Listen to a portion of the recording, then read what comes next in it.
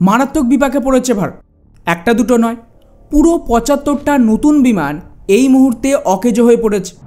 আর যদি এগুলিকে ঠিক করা না যায় তাহলে শুধু যে আমাদের বায়ুসেনার পাইলটদের জীবনই ঝুঁকির মুখে পড়বে তাই না, বরং ভবিষ্যতে নতুন পাইলট পাওয়াটাও কঠিন হয়ে যাবে।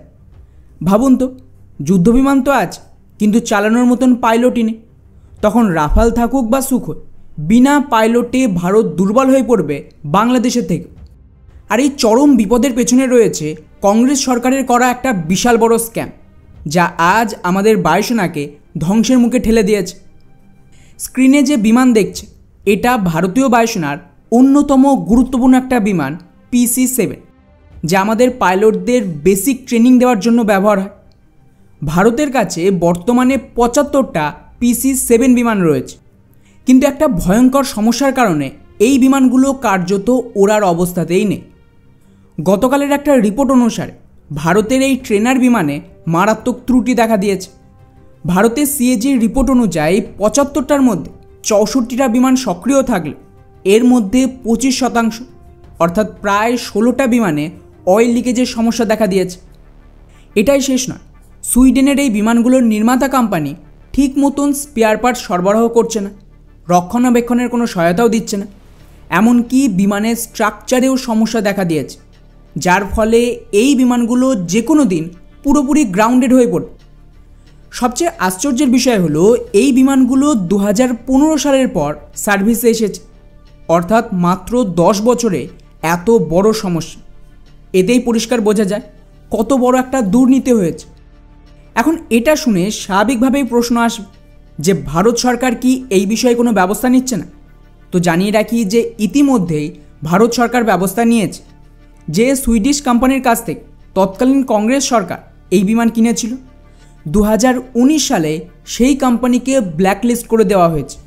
আর জানা গেছে এখানে ২ থেকে ৩ হাজার কোটি টাকার বিরাট বড় একটা স্ক্যাম হয়েছে, যার ফলে ভারতকে এই অকার্যকর বিমান কিনতে বাধ্য করা হয়েছে। কিন্তু আসল ষড়যন্ত্র আরও গভীর। ১৯৭০-এর দশকে ভারতীয় কোম্পানি HAL একটা দেশীয় ট্রেনিং বিমান তৈরি করেছিল, যার নাম হলো HPT-32 দীপক। এটা সেই সময়ের অন্যতম সেরা ট্রেনার বিমানগুলোর একটা ছিল, কিন্তু সময়ের সাথে এটা পুরনো হয়ে যায় আর ভারতের HAL একটা নতুন ট্রেনিং বিমান HTT-40 উন্নয়ন শুরু করে। কিন্তু ২০০৯ সালে দীপক বিমান এতটাই পুরনো হয়ে যায় যে এটা অবসর নিতে বাধ্য হয়। পরিকল্পনা ছিল এর পরিবর্তে HTT-40 আসবে, কিন্তু এখানেই তৎকালীন কংগ্রেস সরকারের বিরাট দুর্নীতির সামনে আসে। তারা ইচ্ছাকৃতভাবে HTT-40 উন্নয়ন আটকে দেয়, এর জন্য অর্থ বরাদ্দ বন্ধ করে দেয় এবং ২০১২ সাল পর্যন্ত এই প্রকল্পকে তো এগোতেই দেয়নি।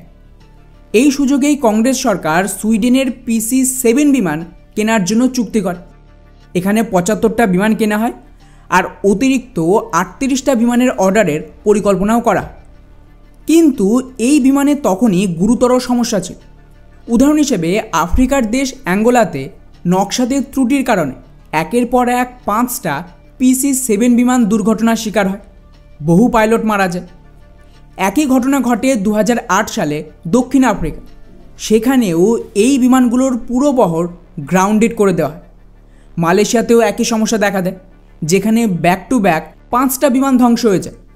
অর্থাৎ ২০০০ থেকে ২০১০-১১ সালের মধ্যে PC-7 বিমান একাধিকবার দুর্ঘটনার কবলে পড়েছে এবং তখনই জানা যায় যে এই বিমানের সমস্যা রয়েছে।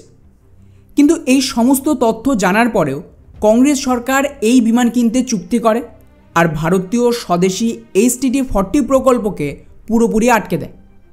এই দুর্নীতির পর্দাফাশ ২০১৯ সালে হয় আর ভারত সরকার সেই সময় সুইডিশ কোম্পানিকে ব্ল্যাকলিস্ট করে দেয়, সেই সঙ্গে অতিরিক্ত ৩৮টা বিমানের অর্ডারও বাতিল করে। এবারে খেয়াল করেন যে এখানে কত বড় একটা স্ক্যাম হয়েছে আর এতে ভারতের কতটা লস হয়। আমাদের পুরনো দেশীয় বিমান দীপক ১৯৭০-এর দশক থেকে ২০০৯ সাল পর্যন্ত প্রায় ৩২ বছরে মাত্র ১৯টা দুর্ঘটনার শিকার হয়েছিল, যা তুলনামূলকভাবে অত্যন্ত কম সেই সময়ের এই ক্যাটাগরির বাকি বিমানের তুলনায়। কিন্তু তৎকালীন সরকার বলেছিল এটা নির্ভরযোগ্য নয়, তাই এটাকে অবসরে পাঠাতে হবে এবং তার বিনিময়ে সুইডিশ বিমান কিনতে হয়। অথচ সুইডিশ বিমান 2000 থেকে 2010 সালের মধ্যে 10 বারের বেশি দুর্ঘটনার শিকার হয়েছে।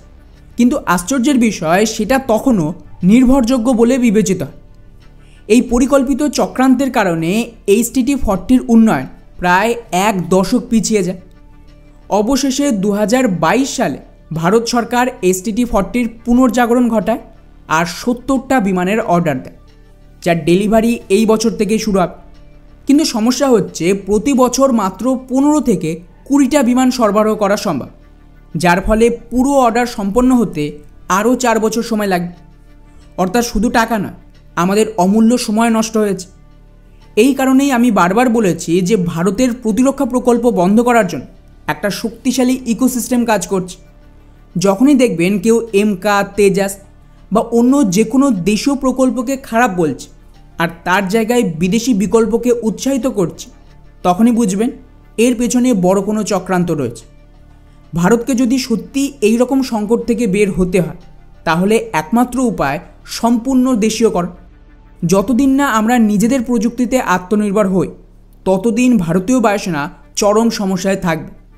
আর এটাকেই কাজে লাগিয়ে আমেরিকা আমাদের ইঞ্জিন প্রযুক্তি দিচ্ছে না, যাতে আমরা বাধ্য হয়ে ওদের অথবা অন্য কোনো পশ্চিমা বিমান কিনি।